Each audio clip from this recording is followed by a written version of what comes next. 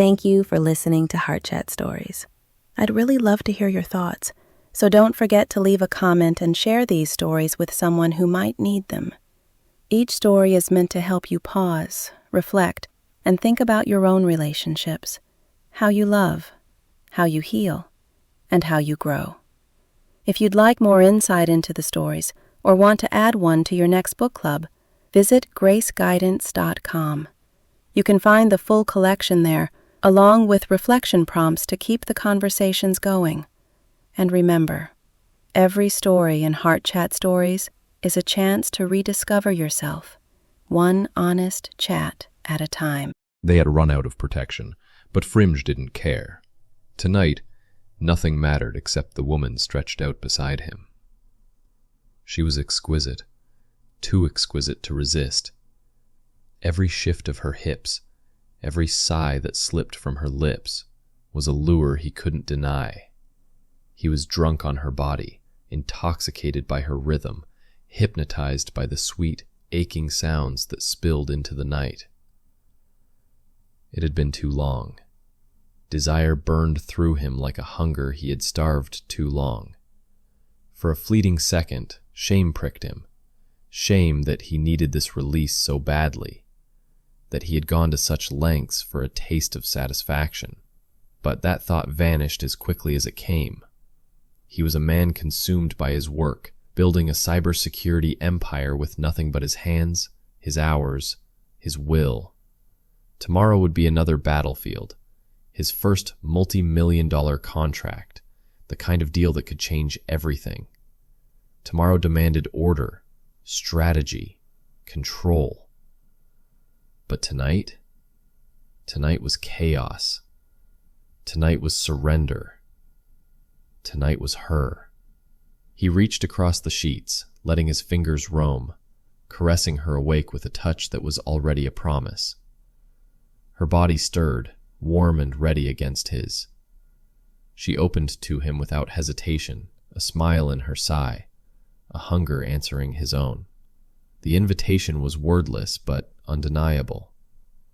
And Fringe accepted it, eager to lose himself again and again, until there was nothing left between them but heat, breath, and the relentless rhythm of desire.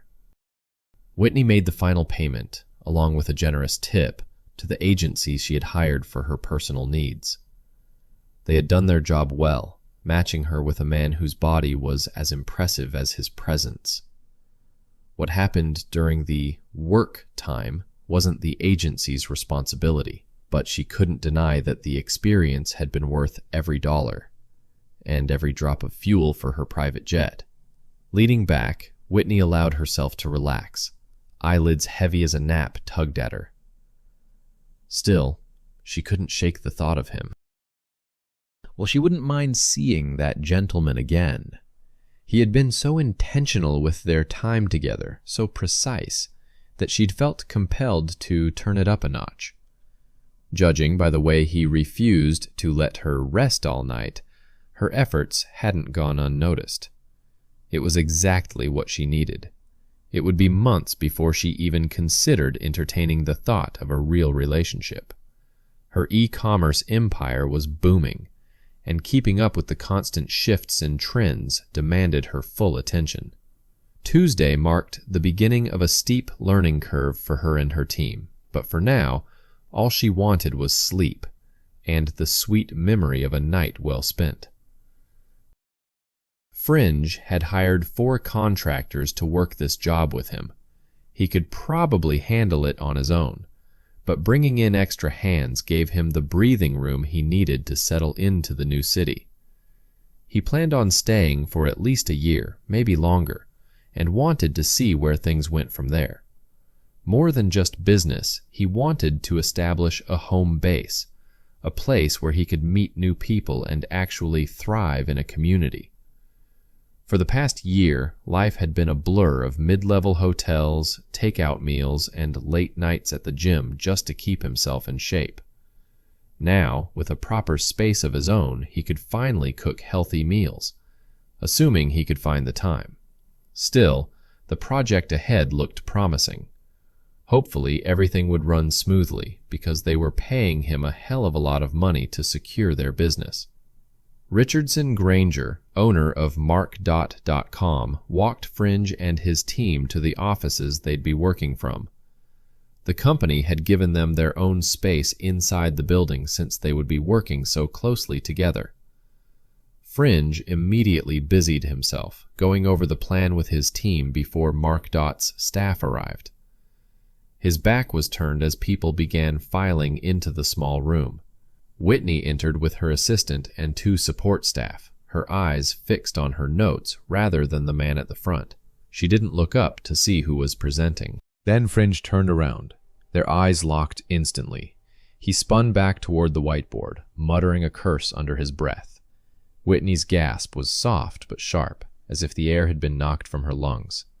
She swallowed hard, and her assistant gave her a quick, questioning glance, clearly sensing something between her and the man leading the meeting. Fringe was about to excuse himself when Richardson walked in, addressing the group with an easy smile. "Everyone, I'd like to introduce Fringeworth Taylor and his team from Ion Cyber Plus," he said. "They'll be heading up the security implementation." Then he turned to the front row. "And here's my partner, Whitney Granger." Fringe's stomach lurched. He wanted to disappear through the floor, but he forced his expression to remain calm, professional, masking the storm inside him. After the presentation and the breakout groups, Whitney lingered behind. Fringe stood at the front, his eyes locked on her with an intensity that unsettled her. She looked even more beautiful than he remembered. As soon as the room emptied, Whitney signaled to her assistant. "Don't let anyone in," she said, then turned toward Fringe. "Is this some kind of joke?" she began. "You break the rules, leave me a note, and then show up at my workplace? I'm sure this is a violation of the agreement." Fringe scoffed. "What would be a joke is if you planned all of this just to take advantage of me." Whitney let out a sharp laugh. "Take advantage of you? Why would I want to do that? Maybe use your hips and your beauty to get a guy to lower his consulting fees," Fringe said coolly. "But not me. My business matters more than a great night." Whitney smiled faintly. "So you admit it was great. But for the record, I have no idea what you're talking about. I didn't know you'd be here. The agency promised me that whoever I was paired with wouldn't even live in the same city. So no one's trying to take advantage of you." Fringe studied her stance. She wasn't lying, and he knew it. His guard dropped slightly. "I moved here this week," he admitted. "My address must have still listed my old city." Whitney folded her arms. "So tell me, was the reason you wanted someone out of town because you're married?" He blinked, startled. "Married?" She tilted her head. "Richardson introduced me as his partner."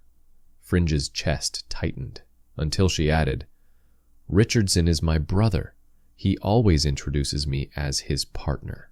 Relief surged through him. His heart skipped, thankful he wasn't walking headfirst into another messy affair. Not again. "So," he said, shifting closer, "do you always book hotel rooms and make a man a slave to your moves?" Her lips parted, her chin lifting. "Do you always insist on waking a woman over and over again just to satisfy your desires?"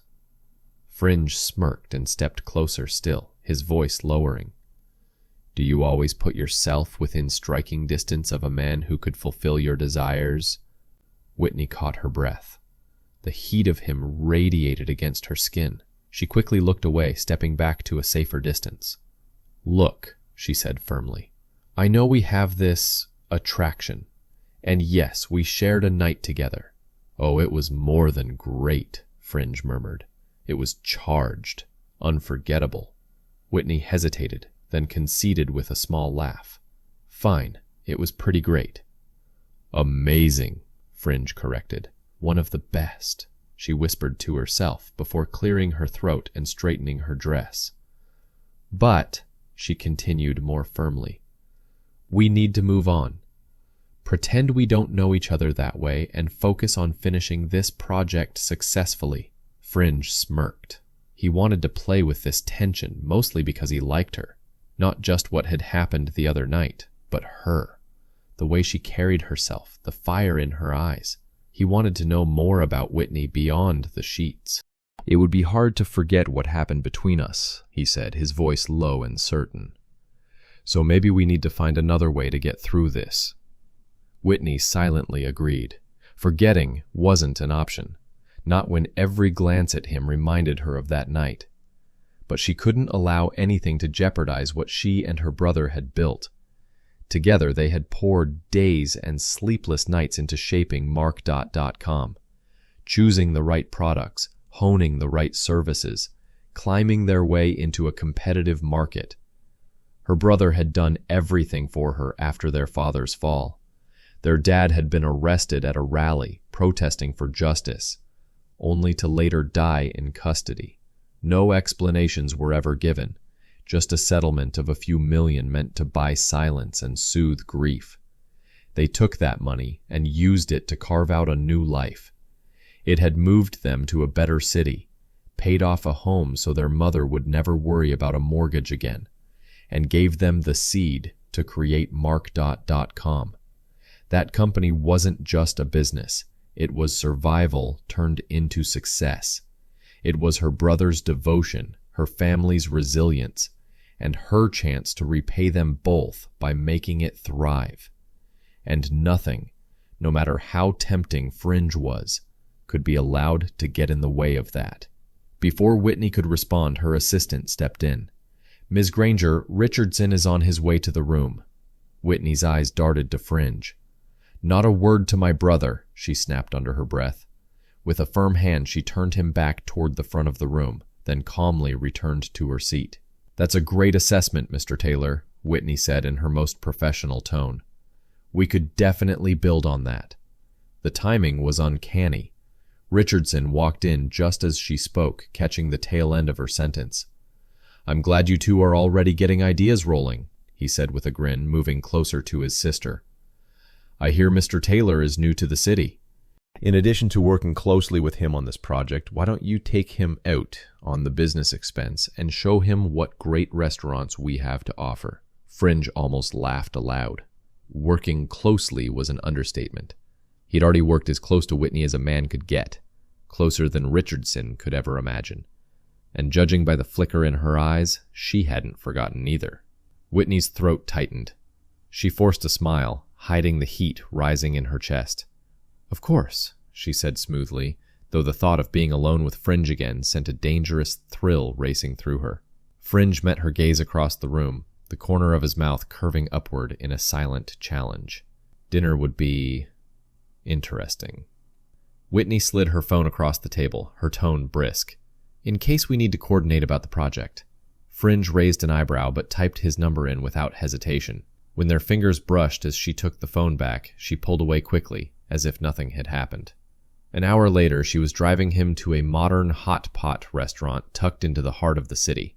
The aroma of simmering broths and spices hit Fringe as soon as they walked in, and he grinned. "This is different," he said, scanning the sleek tables and steam rising from copper pots. Whitney's lips curved slightly. "I figured you'd appreciate something outside of takeout boxes and room service." He chuckled. "So you've been spying on me, huh?" She shook her head, amused. "Just a guess. Besides, Hot Pot is one of my favorite places to come after a long day. Feels like work and play at the same time. You cook your own food, but you don't have to do the dishes." As they settled in, she guided him through the menu, showing him how to choose the broth, the meats, and the vegetables. Fringe watched her with more interest than he admitted. Her easy confidence, the way she explained things without condescension, the flicker of excitement in her eyes when she spoke about food. "So," he said, leaning back as the pot of broth bubbled between them. "Tell me something. How did you and your brother pull off building Mark.com from scratch?" Whitney hesitated, her chopsticks pausing in the air. Then she set them down. "It wasn't easy. After my father passed, Richardson and I had to figure out how to take care of our mother and ourselves. We used part of the settlement to start something that would last." Her voice softened but grew steadier as she continued. We believed in tech, in connecting businesses that didn't have the resources to build their own platforms. Richardson had the vision, and I had the discipline to keep it running. Fringe nodded slowly, admiring not just her story but the fire underneath it. Sounds like he's lucky to have you. Her eyes lifted to his, searching, almost wary of his sincerity. We built it together. That's why I can't afford distractions. Fringe smiled knowingly, leaning forward so the steam curled between them. You sure about that? Because from where I'm sitting, this doesn't feel like a distraction. Feels like discovery. Whitney busied herself dropping vegetables into the bubbling broth. You talk like a salesman, she said, keeping her eyes on the pot. Discovery. That's a good pitch word. Fringe grinned. Not a pitch, just an observation. He dipped thin slices of beef into the broth, then lifted them out with practiced ease. Besides, I'm in cybersecurity. If I was selling anything, it'd be trust. She arched an eyebrow. Trust? Coming from you? He leaned in, his tone teasing. You didn't seem to have a problem trusting me the other night. Whitney froze for half a beat, chopsticks hovering mid-air, before she snapped her gaze back to the pot. That was different. How so? She inhaled slowly. That was contained. A contract. It had nothing to do with real life. Funny, Fringe said, swirling his spoon lazily, because it felt pretty real to me. Her pulse kicked, but she forced a steady expression. You're impossible. And you're deflecting.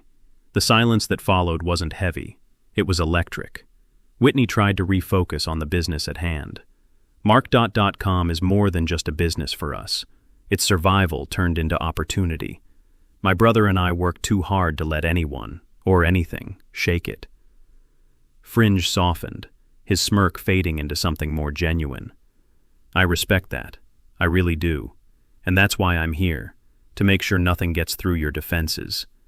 He paused, his gaze locking with hers. Business or otherwise. Whitney's breath caught, and she reached quickly for her tea. You're full of lines. No lines, he said simply. Just truths. Dinner stretched on, a dance between shop talk and sparks. He asked about her ideas for the company's expansion. She challenged him on what Eye on Cyber Plus could really deliver. Each answer, each smile, each brush of hands when passing plates only deepened the pull between them. When the check finally came, Whitney insisted on putting it on the company card. They stepped out into the night air, the city lights reflecting off the windows of the sleek restaurants around them. Fringe slid his hands into his pockets.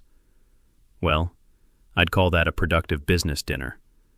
Whitney's lips curved despite herself. Productive, yes. They stood for a moment, neither moving toward their cars, the silence stretching just long enough to thrum with possibility. Fringe tilted his head. You know, if this is what working closely together looks like, I think we're off to a good start.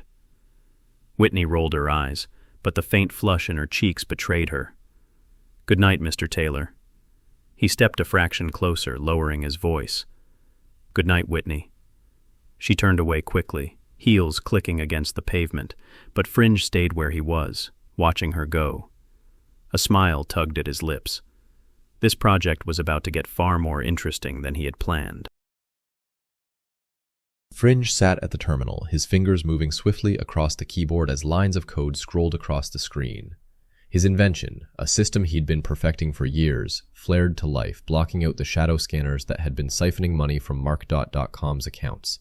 The tension in the room eased as the last breach was cut off. Whitney exhaled, her shoulders relaxing. So that's it? You just shut them out? Fringe leaned back in his chair, a small but proud smile on his face. Not just shut them out. I traced their attempts, rerouted their signals, and scrambled their channels so badly they won't risk touching your system again. They'll be too busy trying to untangle the mess I just left them. Whitney studied him, impressed, but there was more to the way he spoke, something deeper, heavier. Why does this matter so much to you? she asked softly. Fringe hesitated, then his voice dropped, raw in a way she hadn't heard before. Because I know what it's like to watch everything disappear. My dad built a real estate business from the ground up. He retired, sold off his properties, and put the money in what he thought were safe accounts. But someone stole it, transferred everything into foreign banks where no one could trace it. It was gone overnight. Whitney's eyes softened. I'm sorry, Fringe. He shook his head. Before it all happened, my dad had already sent me to school for cybersecurity. He said I had the kind of mind that wouldn't just accept things at face value, that I'd dig, investigate, fight for the truth. I loved it. Still do. I don't want anyone else to lose what my family lost. Whitney was quiet for a moment, then leaned forward, her voice low but steady. Then don't just keep this for yourself. If this invention can protect MarkDot, it can protect countless other companies. You could change lives with it. Fringe looked at her, caught by the conviction in her eyes. She wasn't just humoring him, she believed in him. The woman who had been a forbidden distraction a week ago now sat across from him as the one person urging him to step fully into his purpose. Her encouragement hit him harder than he expected. And for the first time, Fringe allowed himself to imagine not just being good at what he did, but being unstoppable. 1 month without a single security breach was no small feat, and Fringe decided it deserved celebration. When he asked Whitney to join him at a concert downtown, he expected her to refuse at first, but not with the excuse she gave. I don't think I can, Fringe, she said gently, her voice softer than usual. I haven't been feeling well, probably food poisoning from that seafood place we tried last week. He accepted her answer with a nod, though a flicker of concern lingered in the back of his mind. 2 months into the project, Whitney had taken to working from home, only coming into the office when absolutely necessary. She brushed it off as wanting to focus better without distractions, but Fringe wasn't convinced. Something about her seemed off. On a late afternoon video call, as they discussed system updates and upcoming deadlines, Whitney excused herself for a moment, forgetting to mute or turn off her camera. Fringe's eyes widened as he caught sight of her rushing across the room and then, unmistakably, leaning over to throw up. Whitney? He asked quickly, but she didn't answer right away, just returning to the screen a few minutes later, pale but composed. Sorry, she said briskly, trying to wave it off. Stomach bug. Fringe didn't press her over the call, but when the call ended, he was already in his car. Within an hour, he was knocking at her door, holding a bag with fresh ingredients. She looked startled to see him, but too tired to argue. Fringe, you didn't have to. I wanted to, he said simply, brushing past her into the kitchen. Soon the comforting smell of homemade soup filled the house. That evening they sat on her couch, bowls in hand, a movie flickering in the background. Whitney leaned against the cushions, the shadows under her eyes deeper than usual. Fringe watched her quietly, his suspicions circling. It wasn't food poisoning. It wasn't just a bug. The signs were too familiar. As she drifted off beside him, Fringe's jaw tightened. He didn't want to jump to conclusions, but in his gut, he already knew. Whitney might be pregnant. Fringe showed up at Whitney's door 2 days later, a brown paper bag in his hand. She frowned the moment she saw what he said on the counter. A pregnancy test? Are you serious? She snapped, her voice sharp with both anger and fear. Whitney, Fringe said evenly, his eyes steady on hers. You've been sick for weeks. You can barely keep food down. You need to know. Fury burned in her chest, but beneath it was something else. Dread. She grabbed the test from the bag and stormed into the bathroom without another word. Minutes later, she emerged, pale, trembling. She set the stick down on the table, unable to look at him. Fringe glanced at it. The result was undeniable. Positive. Silence stretched between them before he finally asked the question he hadn't wanted to voice. Am I the only one you've been with? In the last 3 months? Whitney's head snapped up, her eyes flashing. Of course you are, she shot back. I don't sleep around. That was the first time I used the service. I wanted the person to be vetted medically and mentally. I see the latter may need some improvement. But then her expression shifted. Her breath caught as memories of their night together rushed back. Heat, movement, laughter. And then the realization hit her like a blow. They hadn't used protection. Not every time. Once. maybe twice. Her hand flew to her mouth, eyes wide with shock. Oh my God. Fringe eyebrows raised at her realization. He stepped closer, his voice low, steady. It's me, isn't it? Whitney sank onto the couch, shaking her head in disbelief. I thought the plan B would take care of it. I didn't think this could happen. But the truth hung heavy in the air. Fringe exhaled, running a hand down his face. So that's it. I'm the father. Whitney's chest rose and fell rapidly, her world tilting around her. She had built her life on control, on planning every step. And now, everything had shifted in a single heartbeat.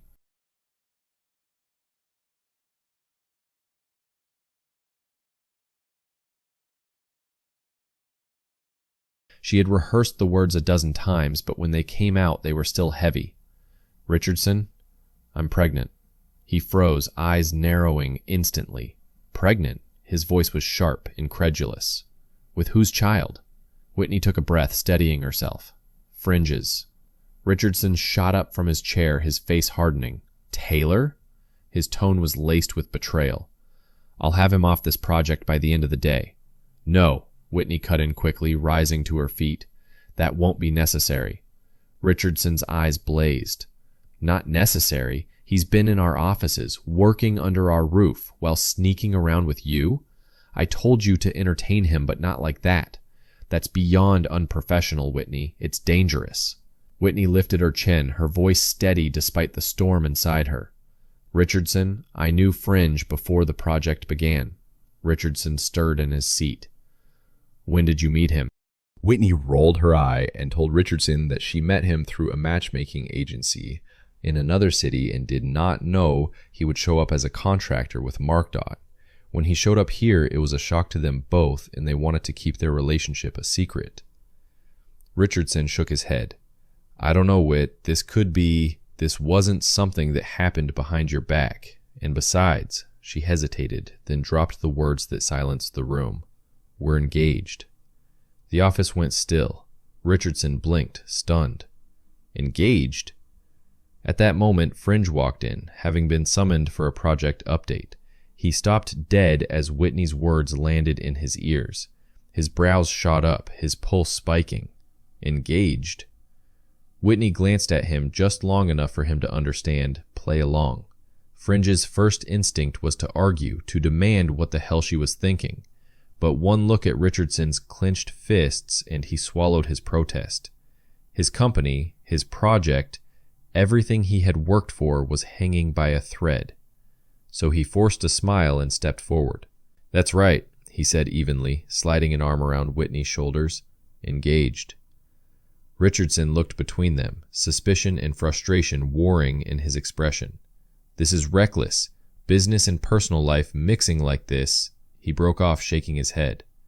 But if this is where you stand, Whitney, then I have no choice but to accept it. Mom's going to be happy about the baby, Richardson said evenly, his gaze fixed on his sister. But not about you having a one-night stand. Whitney and Fringe both gasped, the air tightening between them. The accuracy of his words cut straight through their composure. Richardson's eyes narrowed, and he gave them a look that said more than words ever could. I know exactly what you did. Whitney's lips parted, ready to defend herself, but Fringe moved first. Without hesitation, he reached for her hand, his grip steady, protective. Not now, he murmured, guiding her toward the door. Richardson didn't stop them, didn't say another word, just stood with his jaw clenched, watching them leave. Fringe could feel Whitney's pulse racing through her palm as he led her out into the hall. He knew Richardson needed space, time to process the whirlwind of revelations that had just hit him. Fringe closed Whitney's office door behind them, the sound of the latch clicking loud in the silence that followed. He turned to face her, his expression unreadable. Engaged? He asked, his voice low, controlled. That's what you told your brother? Whitney pressed her palms together, exhaling sharply. I didn't have a choice. Richardson was ready to fire you on the spot. I knew what this partnership meant to you, to your team, hell, to your family. It was the only way to keep you here. Fringe studied her for a long moment, then stepped closer. His tone softened. Whitney, do you remember the note I left in your bag that night? What did it say? Her breath caught, but she didn't look away. It said, I want to see you again. and date you. Fringe's chest tightened. Hearing her say it out loud grounded him, made the chaos of the last few hours fall into perspective. That's right, he said firmly. That's what I wanted then, and it hasn't changed now. Don't call this a mistake. The universe doesn't deal in mistakes. It deals in truth. Whitney's eyes shimmered, torn between resistance and surrender. But this wasn't supposed to happen. Maybe not in your plans, Fringe cut in gently, but I'm not walking away. Not from you. Not from this baby. Ever. Her lips parted, the fight draining from her even as fear lingered in her gaze. She searched his face for any hint of doubt, but all she found was certainty, conviction, and something deeper she wasn't ready to name. The months that followed passed in a blur of joy and adjustments. The news of the baby softened even the hardest edges. It took Richardson a while longer to accept the situation, but eventually he warmed to the truth. His sister was in love, and she and Fringe weren't just surviving the whirlwind, they were thriving. Together, they really did make a great couple, and soon they would make great parents. Whitney's mother was ecstatic, and Fringe's parents beamed with pride. Both families rallied around them, helping the couple find a new house and pouring love into decorating the baby's room. Before Whitney and Fringe officially moved in together, they chose to have a small backyard ceremony. Surrounded by close friends and family, they exchanged vows beneath a canopy of string lights and late summer blooms. Laughter and happy tears filled the air. But midway through the celebration, Whitney clutched her belly, her face tightening. The ceremony gave way to urgency as guests rushed to help. Within hours, under the same stars that had witnessed their vows, Whitney and Fringe welcomed their baby boy into the world. Days later, as they settled into parenthood, Richardson came to visit. His usual stern expression was softened by pride as he delivered the news. "Markdot has an offer," he said, holding out a folder. $2 billion, and they want us to stay on as consultants. Whitney looked at her brother, then down at the tiny bundle in her arms. A slow smile spread across her face. "That's incredible, Richardson, but I think I already have a new job." She glanced at Fringe, her eyes glowing with certainty. "Mommy and product development manager. Eye on Cyber Plus. I'm going to help market his invention, get it out to multiple companies, and build his business the way we built Markdot." Fringe's heart swelled as he looked between Whitney and their son. For the first time in a long time, everything aligned. Love, family, and purpose. No longer separate paths, but one future they would walk together. Thank you for listening to Heart Chat Stories. Every story is written with love, to heal, to inspire, and to remind you that new beginnings are always possible. If this touched your heart, don't forget to like, subscribe, and share so others can find healing through story. Until next time, keep your heart open and your spirit lifted.